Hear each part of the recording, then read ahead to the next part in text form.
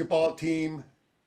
They take care of UCLA, and then they go over to Purdue, a place many have struggled, and Michigan has struggled, and we find a way to win. So our basketball team is rolling. Witt continues to make great decisions. So we're feeling real good. How you feeling, Du? Feeling great. That was a heck of a game. That first half was about as good a game as you could imagine. I mean, they went into a really tough environment. I thought Breslin was a tough place to play. Man, Mackey Arena, they are loud. They chant like crazy. They're just fired up for their team, really supportive. And then Michigan was able to go in there, and after a few minutes, it's 11-10 Purdue, and then Michigan goes on a 16-0 or 26-10 run, something like that. A 16-0 run they went on, a 16-0 run to make it 26-10. They just played great. Morrow played fantastic in the first half. They kept 3 of Purdue's starters scoreless in the first half. That's how you go into an arena and quiet them down as best you can there.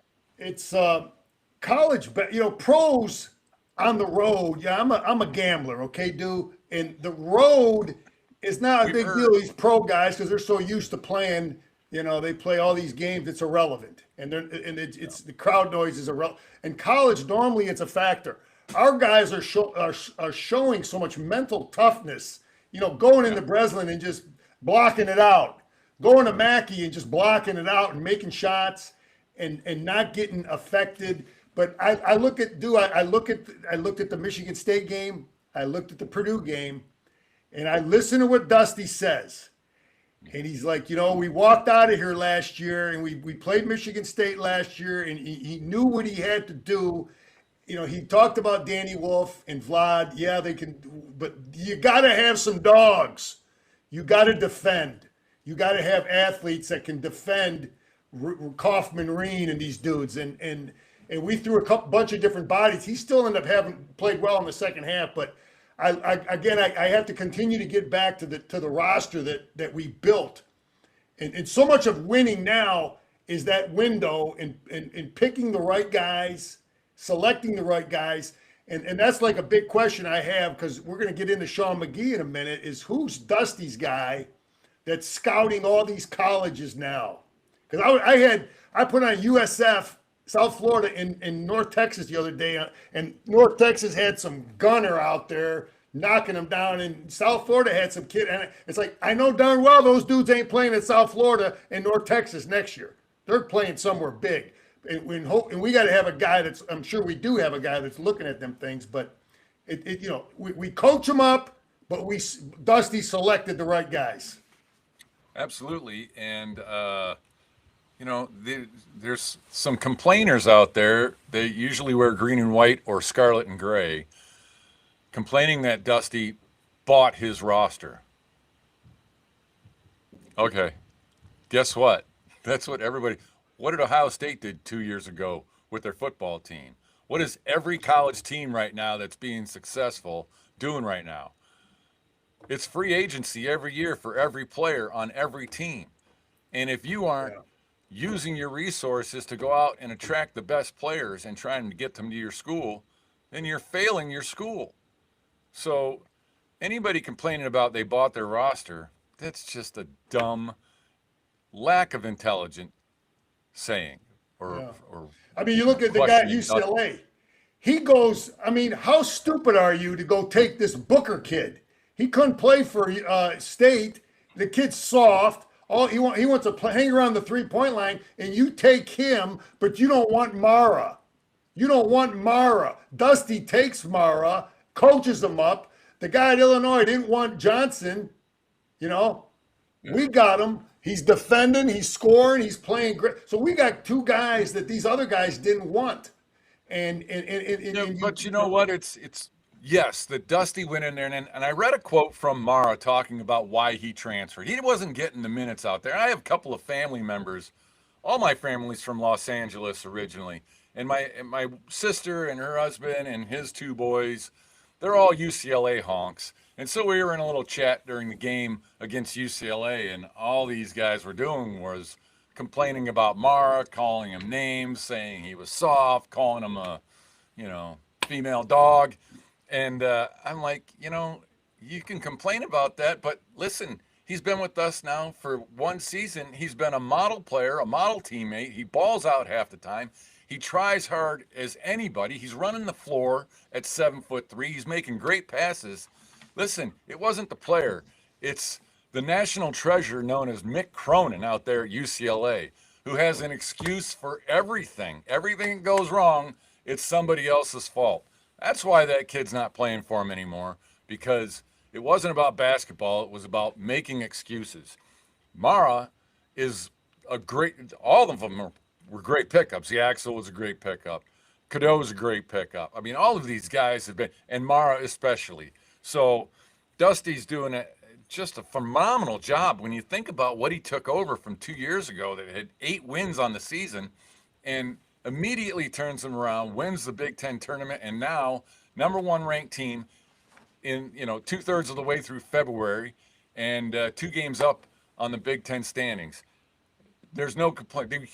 The only time you're complaining is because you're a hater, because this guy's done a remarkable job. And anyway, we got Duke Saturday, non-league game. The whole country will be watching, so we'll get ready for that. But I'm going to give one last comment about basketball. I really like listening to Dusty's post game, and he talked about winning the Big Ten championship. And you know who else talked about winning the Big Ten championship? Was Matt Prater. And I really respect Prater. I listened to his whole interview.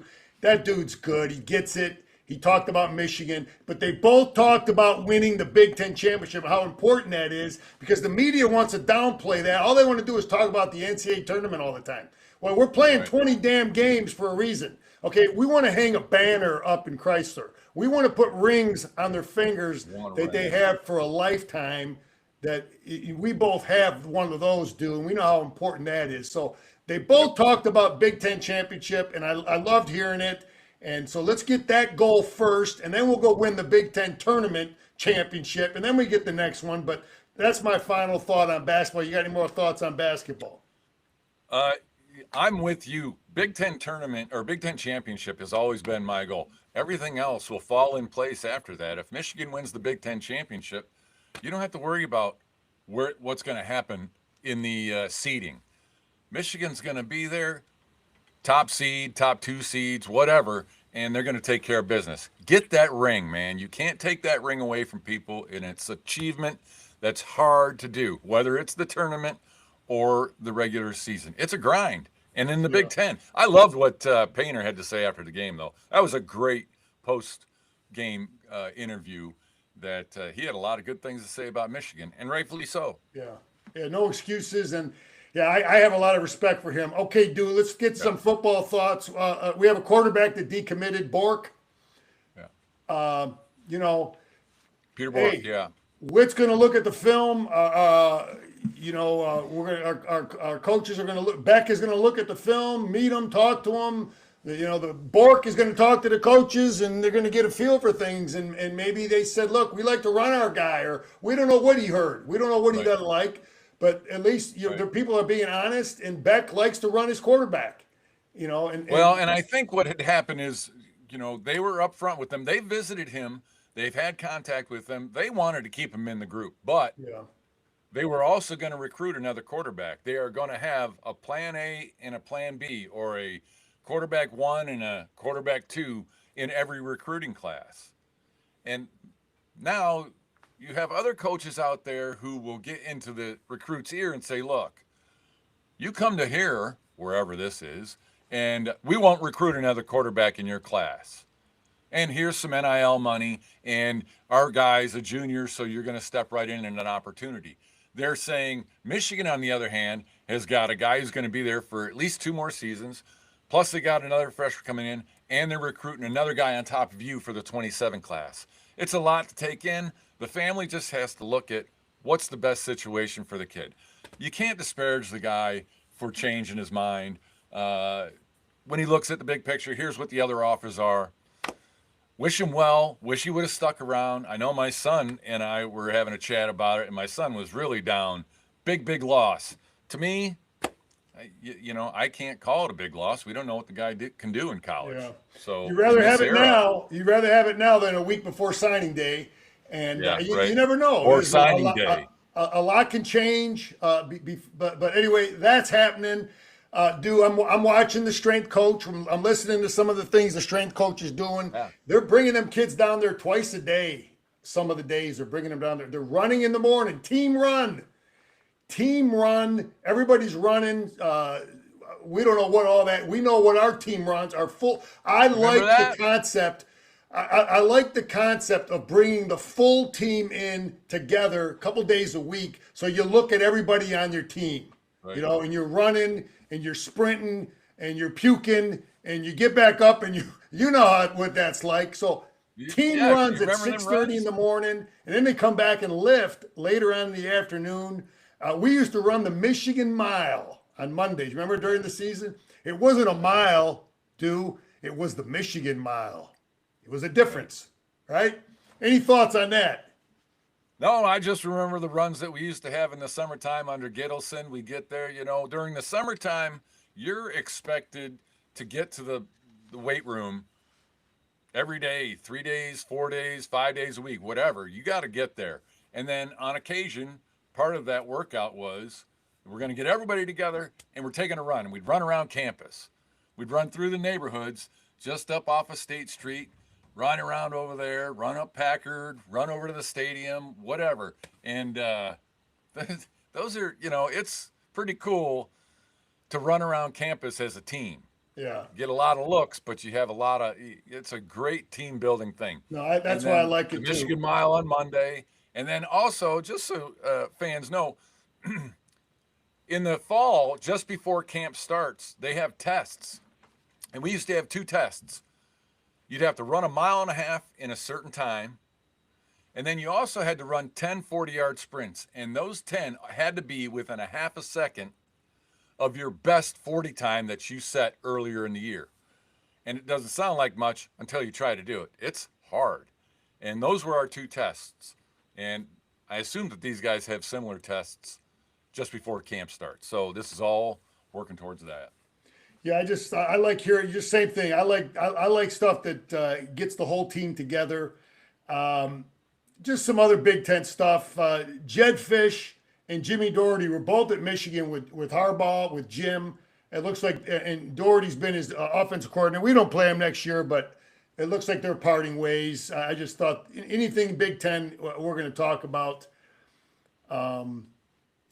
Thomas Hammock, I think this is interesting. This guy's the head coach at Northern Illinois, and he's going to go coach as an assistant with the Seattle Seahawks. He's the head coach right now at Northern Illinois. It's just tough to grasp that. This late in the deal, you're the head coach. You're going into a new conference, and now you're going to go coach with the Seahawks. I guess a guy's got to do what's best for himself sometimes, but. Well, there was another head coach who resigned earlier this year, and he's just not embracing this new world of college football. And I can totally understand why. It's hard enough to coach up these players. First, you got to recruit them out of high school, then get them in there, get them conditioned, and then coach them up to learn your system, and then you got to try and keep them around. But now you throw in NIL and free agency every year, and this coach was just like, no, I'm just not interested. It's not fun for me anymore. Yeah. Doug is talking about the conditioning test. In Dew, you remember if we didn't pass our conditioning test, I mean, you were up an extra half hour early running a mile before double sessions, and double sessions were brutal enough as it was. So yeah, there was definitely motivation to pass your fitness test. And that's that. I failed at my sophomore year, so I had to get up before the first team meeting and meet with the other guys who failed their test. And we was over there right behind Yost there, and running a mile. Oh, and it not sucked. fun. I just think this is of note. I talked about it. Now Jim Harbaugh, he lost his defensive coordinator to be the head coach of the Baltimore Ravens. Okay. What does Jim Harbaugh do? He doesn't go hire Clinksdale. He doesn't promote Mike Elston, who's been with him for 10 years. He goes and hires the defensive coordinator who was at Western Michigan University. Okay, what's that got nothing to do with Michigan, but I'm just seeing, and then what does Western Michigan do? They go and hire a defensive coordinator at a FCS school. So I'm seeing more and more guys hire proven guys. You know what I mean? It's like, instead of, I don't know if that's, but I don't know how good, it depends how you look at it. But guys are hiring head coaches who are proven at lower levels, and then some of these lower level guys are hiring coordinators that are proven at lower levels. You know what I mean? Yeah. They feel, and I just know this as you coach, and I know this as being a coach, a coordinator, and a head coach. A lot of guys can coach blocking and tackling, but let's get on the board and adjust, and let's scheme. And let's do some of those things. Not everybody can do some of those things, but I just think that's interesting because I think you're seeing more and more of it in football now at all levels. That's a big move for the guy from Western. I mean, that's a big leap. But again, it's you see a guy, you talk to him in an interview, and Jim sees intelligence. I want the guy. Look, I mean, who would have hired Mike McDonald? He was a linebacker coach for John. He wasn't a coordinator. He was a linebacker coach for John Harbaugh, and Jim brought him to be a coordinator because he saw intelligence. He sized him up. He knows what the hell he's talking about. Okay, let's get back to some more Michigan And in football. 5 years, he's got a Super Bowl ring. Yeah, not too bad. Because you listen to the dude, and he reeks of a guy that's going to be a smart dude. He's going to get people lined up. He's going to fool you. He's going to teach great technique. He's going to adjust properly. His players will be exactly where they need to be. And that's all, fundamental sound leadership. Michigan football, Sean McGee. Sean McGee was a Naval Academy guy that Jim brought him in years ago, and he worked with Jim in different capacities, eventually to be the general manager. Then they separated. Jim and Sean McGee separated. Sharon Moore brought him back for 2 years, and now Witt, just this past week, has cut loose him and a bunch of and some other guys, Albert Karshnia, some other names on that list. Dude, what do you know about that? All right, so Sean McGee out, and Albert Karshnia, Sam Popper, and Kaylee Johnson. That's the director of player personnel, director of recruiting, and the director of on-campus recruiting. There was a lot of people who praised McGee for being able to keep the roster intact, right, during the transition. Tough transition. I mean, Sharon goes out, the way he did, takes a little while to find a coach, and bang, now you got Whittingham. Totally different kind of fit, total different culture, maybe a different way of doing things. But he kept McGee as long as, through the signing period for the transfers and for recruits. But and there's a lot of people online that are thinking this was a big loss because this guy kept a good portion of the roster together. But there's another side of that thing, right? And there's some people who say, yeah, but he also was known for spending too much on the wrong player and not enough on the right player. We don't know because none of that stuff's published, right? Yeah. You don't know what the NIL money is. All we have is rumors, or somebody said something to somebody who heard from somebody else. We don't know what the numbers are, but it's not to be unexpected. This is a new regime. Whittingham's been doing this for a long time, and he's going to bring in guys that I think that he's comfortable with. He's not bringing in the guy that was at Utah, from my understanding. So it's not like he's brooming McGee to bring a guy from Utah. He's going to bring in somebody else. But this is a super important position, and there's got to be a lot of communication between the head coach and the general manager. And the spending has to be done right. It's got to be, obviously it's got to be plentiful, but it's got to be the right money, the right deal. It's got to be for the right player. And, there might have been some players last year that got paid more than they should have been paid, but they didn't live up to the performance. So maybe that has something to do with it. I don't know. I'm just giving some thoughts. Yeah, this is it's an interesting position because there's so many things we don't know. about what does this guy do? Is he the guy on the phone with the big time donors? You know what I mean? Is he the guy that has to play that delicate balance of communicating with these people and what do you need? How can I help you? You gotta be there for them. In any way, shape, or form. And then I think that the bottom line in terms of I think the head coach had the final say on who we spend money on.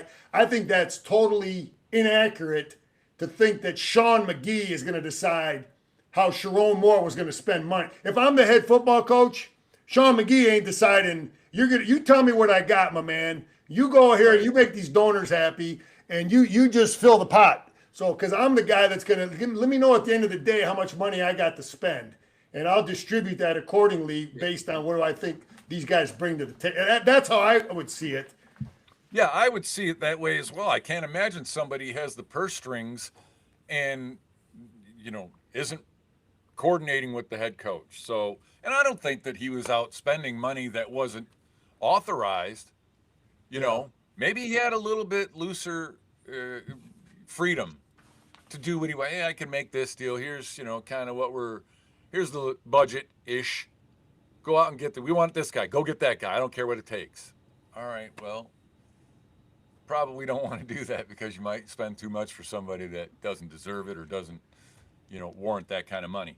It'll be a tighter ship. I'm not saying tighter purse strings. I bet you the purse strings actually open up. I bet we have more money coming in right now because I think people respect the staff and a guy like Whittingham, and they have faith in the guy that he's going to get the best out of these players. They're going to put a good product on the field. They're going to bust their butts, and they're going to be a tough, well-coached unit. If you got a lot of money, and I'm talking a lot of money, what's a few million to you, right? Yeah. You'll happily contribute to that. We play for Schembechler, and Bo, I'm sure he talked to the alum, but it's not on the level now that these head coaches, the big time donors, they got their phone number, they got their cell number, and they're talking and they're shooting the breeze.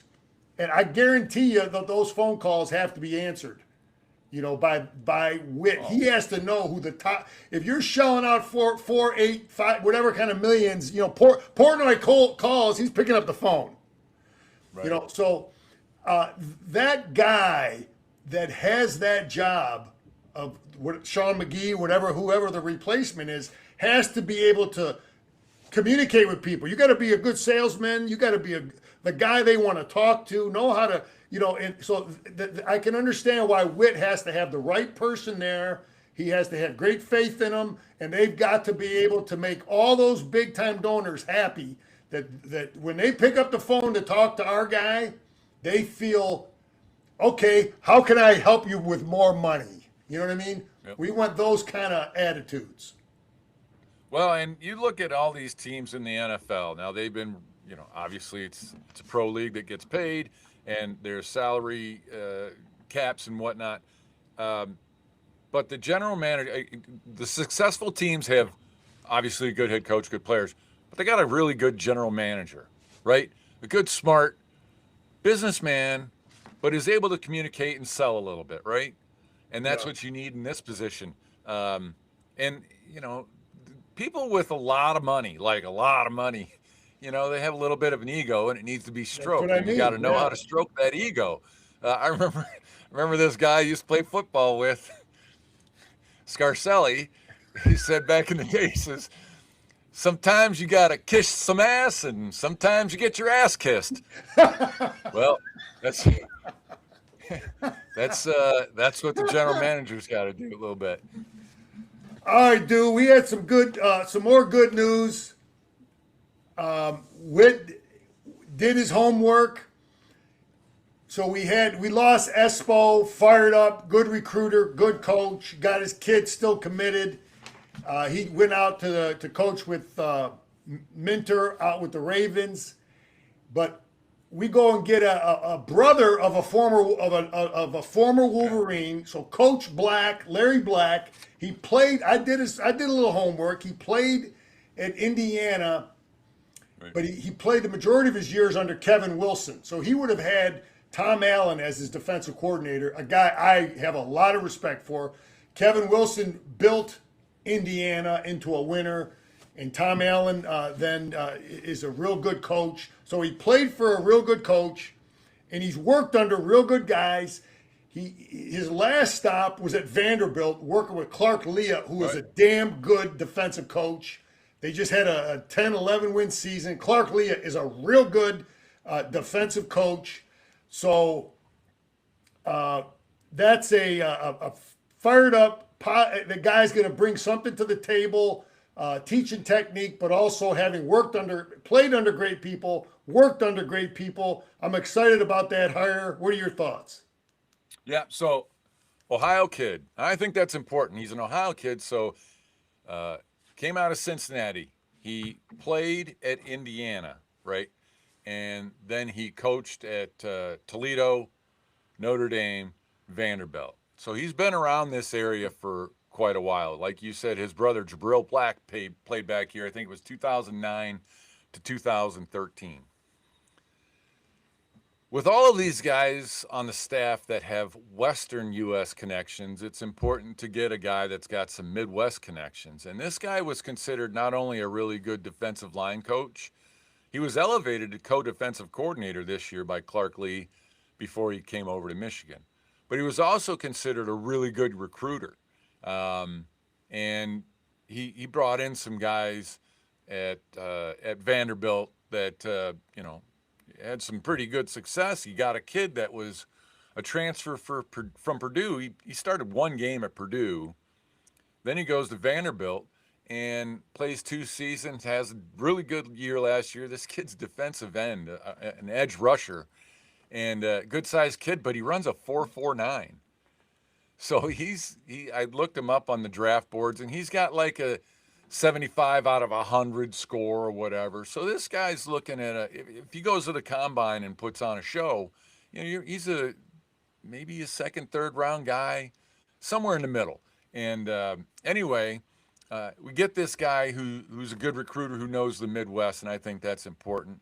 But on top of that, and I really care more about the coaching. The way I feel is if this assistant does a really good job coaching up the guys that he has, right? Yeah. And he's an adequate recruiter, he can get guys to come here. This is Michigan. They're winning. They got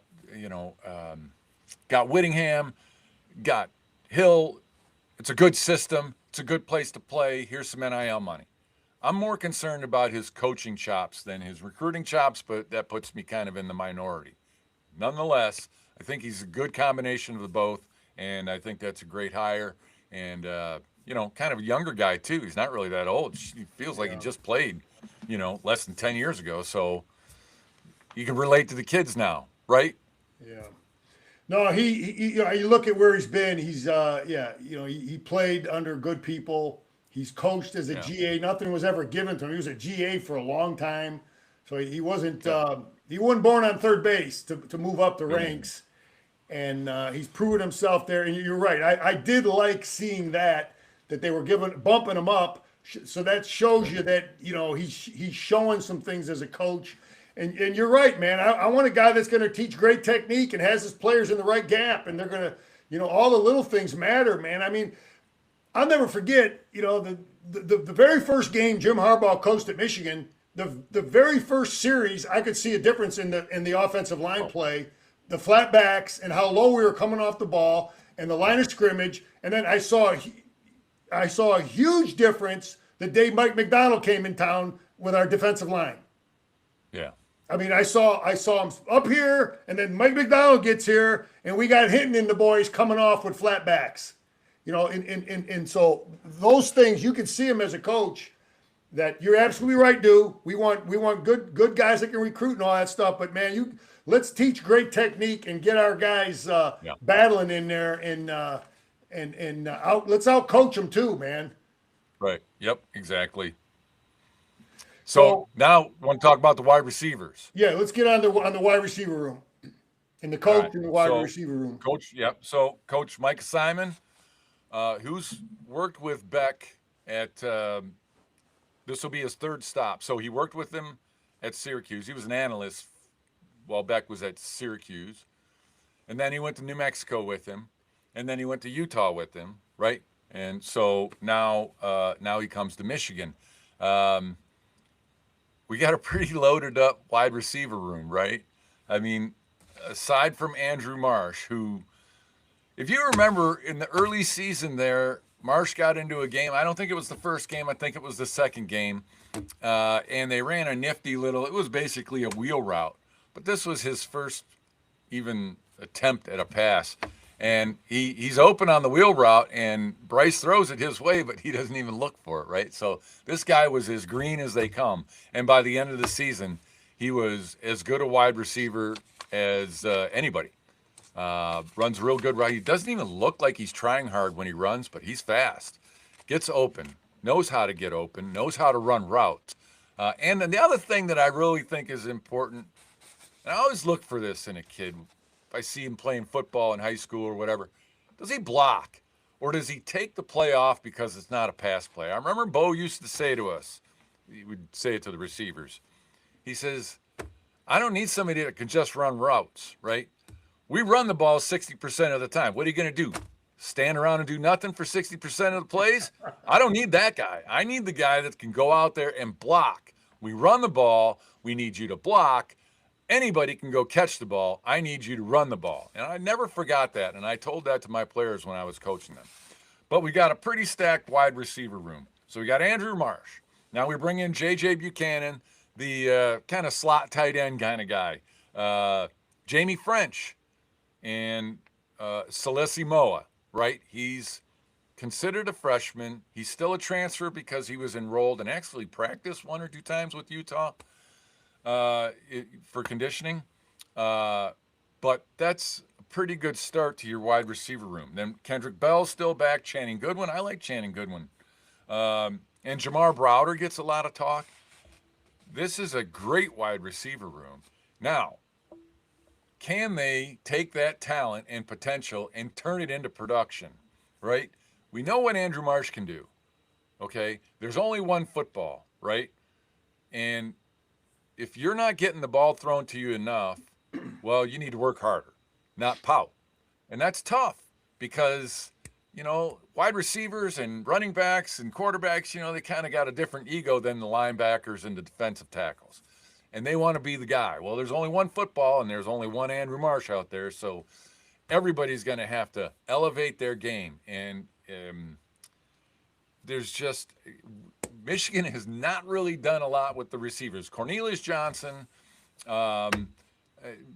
those guys with JJ as the quarterback were good, but they weren't great wide receivers, right? They weren't like, we haven't had when was the last time we had an all Big Ten first team wide receiver? I don't even remember. I don't know. Yeah.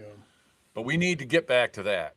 And with the line, with the coaching, and with the better quarterback, the receivers can thrive. We need a 1,000-yard receiver this year. Looking at the Witt offense, there's a lot of jet sweep. It's always been in Jim's playbook, and Sharon had it in the playbook. I think we're going to see more and more of it, and those are receivers that he runs it with. So you've got to have guys that, and you just can't run jet with Dewar. You know what I mean? You got to be able to run it with Marsh. You got to be. But you got to be running. Gain some yards. You're not going to give the ball to Dewar. I get it, but you have to be able to run. If you're going to run jet, the defense sees that they're only running it with Marsh. You got to run it with everybody. Right. So the defense doesn't know where it's coming from. So, but they do like to run the hell out of jet. So I've seen that, and they do like to run the hell out of bubble screens, out of trips, bubble. And those are just quick pass. And we've been running that. That's nothing new. We've been running a lot of short dinks and get an athlete in space, and let's get some blocks out there. So those are some of the skills that they're going to be looking for from some of our players. Anything else on the coach and the receivers there then do? No, so you're right as far, the offense has to take advantage of the defense, and the only way you can do that is either if the defensive lined off, if the cornerbacks are lined off the ball 10 yards, take advantage of it. If they're lined up tight, take advantage of it. So you got to be a receiver that can catch the fastball on the quick hitch right away or get past the guy. And I think the speed will be there. Obviously, we know Marsh has that kind of speed. The Celesi Moa was now, I guess he was just elevated as a 5-star recruit. So you expect good things from a 5-star recruit. And, you know, it's going to be, I'm looking forward to it because the tight end, Buchanan, could be very much like Colson Loveland. Yeah. And Loveland was by far our best receiver his last year. He was our only receiving threat, really. And I think that this J.J. Buchanan has an opportunity because a tight end in the slot, man, that could be dangerous. And just look at Loveland, what he's doing in the pros. He's killing it. Yeah, again, I don't think Witt tries to jam it and make a guy like Buchanan try to block. I don't think we're going to see that. I think he's going to be a split guy, and you're going to have a 300-pound dude as an imposter tight end. That's just my prediction because that's what I've seen. A couple other quick You've notes been talking about this 300-pound tight end. I just think you're going to see, when we look at the film, I think you're going to look at the film today. I think you're going to see a 300-pound dude with a 49 number on. That's a tackle or off defensive tackle or something. Steve Morrison, former Michigan linebacker captain. He is now coaching. He's a coordinator with Kurt Mallory, former Michigan guy at Indiana State. I just read that. I coached against Steve Morrison when he was in high school at Brother Rice. We were at Ip. We played him and lost in like triple overtime. But I just like seeing him. He was at Michigan coaching. You know, and now he's been around for a long time. But I'm following the Michigan guys. He's a coordinator with Kurt Mallory, and was a hell of a player. And coach, I got the great Jesse Jackson. I met Jesse Jackson. He passed this past week, and I met him years ago when Nelson Mandela spoke at Tiger Stadium. You remember when? I don't know if you were there then, but I used to run all the security at Tiger Stadium back in the day, and Jesse Jackson was in the suite there with all the big wheels, and we ended up BSing, man. He's a big dude. He ain't no little guy. He played college football, Jesse Jackson. So we were talking about that a little bit, but yeah, he is not he was a big strapping guy, man. So just a shout out to the Reverend there. Yeah, rest in peace to him. Dude, listen, man, I wanted to take a little peek.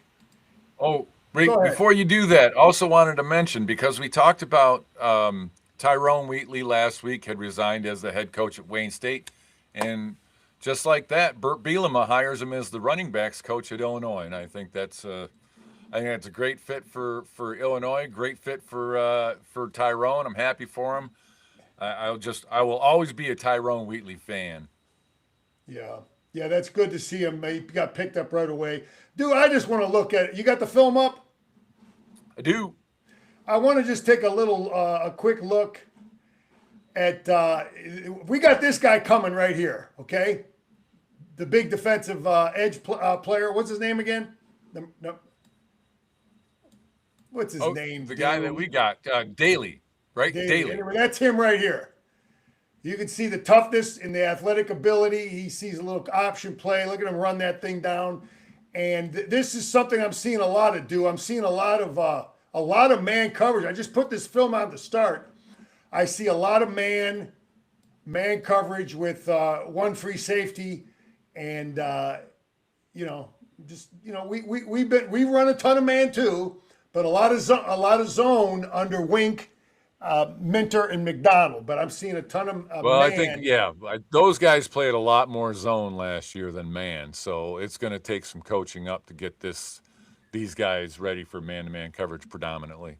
Okay, hopefully this guys get this Achilles squared away. Now here you got two edge guys standing up, but I've seen a lot of times they'll put their I don't know if they give them the option to put their hand on the ground. I used to give some of my players the option at times to put their hand on the ground, but he's got them both. See here, he's got his hand on the ground. Anyway, we always had our edge players with the last 5 years, they were in a 2-point stance, going back to Hutchinson and these guys. Right. They would be in a 2-point stance. So here, this is a stunt, dude, that I've never seen us run this stunt, but they're running it here. Again, I know we got Jay Hill coming, who was at BYU, but this is still Wink's defense. This is Wink's defense here. And then, are you going to see all what BYU do? I think it's going to be a combination of what Wink is, Wink, I keep saying Wink, what Witt did last year. But this is a stunt that I don't remember seeing us run. We would run twists, but I don't remember running a twist where he'd go all the way outside. Yeah, 3 technique. You got to have you get a 3 technique to have to contain. That's a long way to go for a big fella. The biggest problem I had with running this type of stunt as a coach is normally this is a 300-pound kid, Right. I don't like those guys containing because they're usually they're not as athletic like you want. But anyway, it's something different. I'm looking at scheme. I'm looking at what they're doing. Because we're more than likely we'll just look at a few plays just to get a little feel for what they're doing on defense.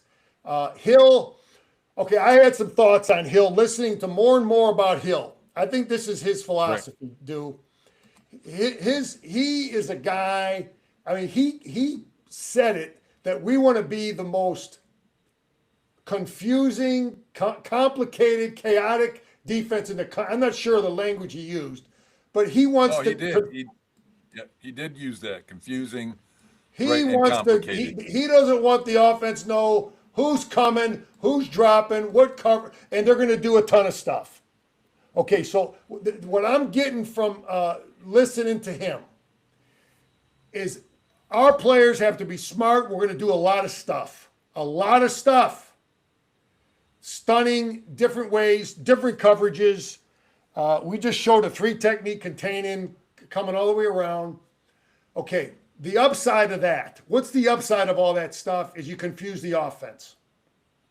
There's a downside, though.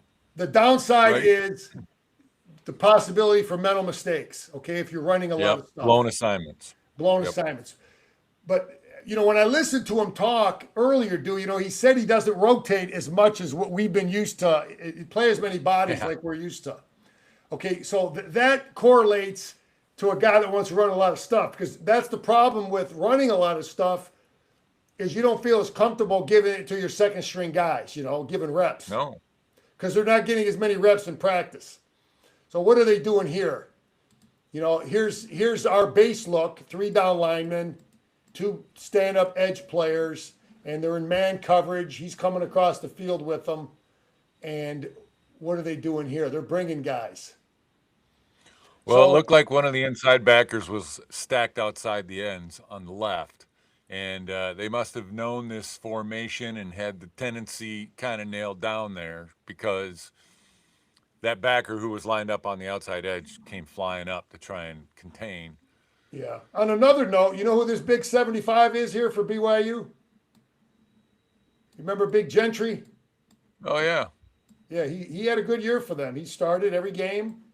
And but I can see why he left.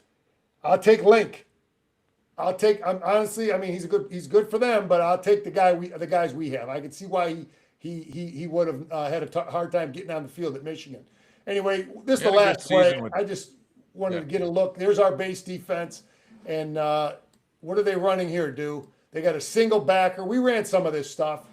The base front, 3 down linemen, 2 edge players with 1 backer. We've seen that the last 5 years. And they're so this might be their 3-3-5. Yeah. Anyway, I just wanted to take a little peek at some film. Yep. Because I want to talk just real quick about Jay Hill, because you were talking about what he said about being complicated and stuff, and maybe some people don't understand what that means or want an explanation, but you can confuse, just like the offense can confuse the defense. The defense can confuse the offense, one, by disguising their coverage. Line up in one thing, make it look like it's cover 2, let's say. But at the snap of the ball, then you rotate, and maybe you move into a man, maybe you move into a quarters, maybe you move into a cover 3, right? So disguising the coverage is, I think, one of the most underutilized things, right? I think a lot of people do it, but I don't think they do it a lot. And I remember one time we played, I think it might have been Iowa or somebody back then, and there was a post-game news conference with one of the opposing coaches and some of the players, and they said, what did you think about this or that or the other thing? And they said, one thing that stood out is we never knew what coverage they were going to be in. They disguised their coverage really, really well. And I just think that that is a great tool to help mitigate either some youth on your team, or, you know, maybe you just don't have the horses in some positions. You can mitigate that by disguising the coverage. You're going to confuse the quarterback, because we saw what happens when you confuse a quarterback, right? Look what happened to Bryce last year. Got a little confused during the Oklahoma game, the Ohio State game, and Texas game. You know, it just, you can help your team by confusing the quarterback. And the other thing is, he's fast, agile linebackers, and you're gonna do some shifting and stuff that goes along with disguising what you're gonna do. You do some shifting around and whatnot. But the main focus of his defense is, 1, stop the run, right? 2, get to the quarterback, and then vary his looks. That's basically what he wants to do. Yeah, you got to be fundamentally great sound, great technique. You start with the basic fundamentals, and then you try to screw with them with stuff. Look one way and slant the other way. I mean, our philosophy at Michigan was always give everybody up front. I heard that from day one. Everybody, all the front defensive players have a 3-way go. Left, right, straight ahead, right? Our nose guard, our tackles, the outside backers, we're either coming, we're dropping, we're going left, right, straight ahead. And so anyway, he's just taking it to a whole nother level where I just want to clarify, though, you weren't a 2-gap player. You were either that's right, taking the left. You were angling to the left, you were angling to the right, or you were just playing base. That's right. Right? And that's the way I was in high school, too. That's why I coached. And I wanted him moving. I didn't want these guys to be a standing target, so I was going to angle guys all the time. Every play I'm angling, because I just think it gives the defensive line an advantage. Yeah. So anyway, we both know it as a coach and player is okay. Yeah, great. We want to throw a bunch of stuff, but again, I'm just gonna say it one last time. That'll be my final thought. You want to confuse the offense, but now you got to get 25 guys ready to play defense. And how do you give all those reps of all those different schemes and all those adjustments and all those pump fakes? You got to work on it, and it's hard to get 22, 25 players. So that's the challenge, but the guy knows what he's doing, and they're there a long time for practice, so you get them ready to go on that. But we're fired up. We go play Duke at a neutral site. It could be a huge game for an impact on a number 1 seed. Where you go, blah blah blah. Yeah. But football's doing good. I'm looking forward to practice starting in a couple weeks, and hopefully we can get down to practice and take a peek. But we're all fired up. Dusty's doing a great job. Just a little shout out. And just Ward Manuel hired the right coaches, man. You can say what we got Dusty going and we got Witt going. So we're up and running, and I'm fired up and go blue. And that's my final thought. Good win last night. Good win against UCLA. A lot of good wins. This is the best start to the basketball season in program history. That says something. We are watching a historic run right now by Michigan basketball. Dusty May's got it going on. Got them Dukies on Saturday. It's Saturday, right? Saturday, 6:30. I mean, that's a preview of something that's coming up in March probably. So let's go blue, baby. Over and out. Over and out.